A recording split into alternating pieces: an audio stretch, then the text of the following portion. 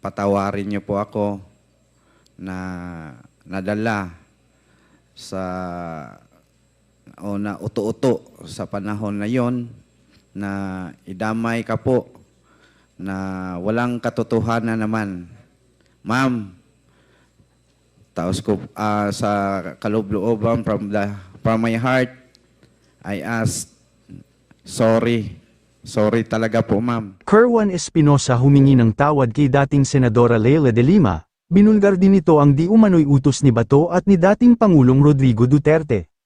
Isang nakakagulat na pahayag ang binitawan ni Kerwin Espinosa, na ngayon ay humihingi ng tawad kay dating Senadora Leila de Lima matapos niyang idamay ang kanyang pangalan sa isyu ng iligal na droga noong 2016, ayon kay Espinosa. Ginawa niya ito matapos umanong utusan ni dating PNP Chief General Bato de la Rosa na siya ay magsinungaling at idamay sina de Lima at negosyanteng si Peter Lim upang madiin sila sa kaso ng droga. Sa isang pagdinig ng House Quad Committee, isiniwalat ni Espinosa na may malaking plano noon para siraan ang pangalan ni de Lima, na kilala bilang isa sa mga pinaka-vocal na kritiko ng anti-drug campaign ng administrasyon ni dating Pangulong Rodrigo Duterte. Sa kanyang pagsasalaysay, binigyang diin ni Espinosa na siya ay napilitang umamin sa mga bagay na hindi totoo dahil sa takot sa mga taong nasa posisyon ng kapangyarihan.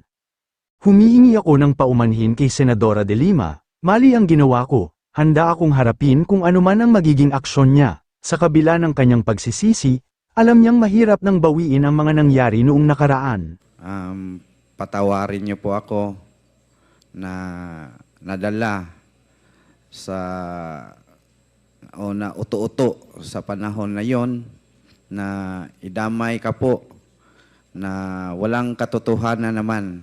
At ang picture na yon, nagkataon lang na pumasyal ang pamilya ko sa baybay at nagkita tayo at nagpa-picture ako. Yun ang ginawa nilang ebidensya. Ma'am, taos ko sa kaloob-looban from my heart, I ask sorry. Sorry talaga po, ma'am.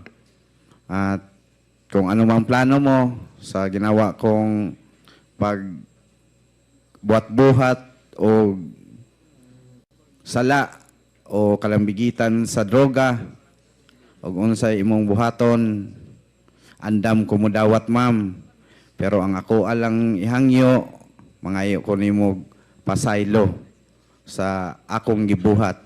Kay na-pressure ragyod ko, ma'am. Naluoy ko sa akong mga anak, ngagagmay pa kayo atong panahon na. Patay na akong papa, o ako mamatay, mag-unsa na lang akong mga anak, maong gibuhat na ko.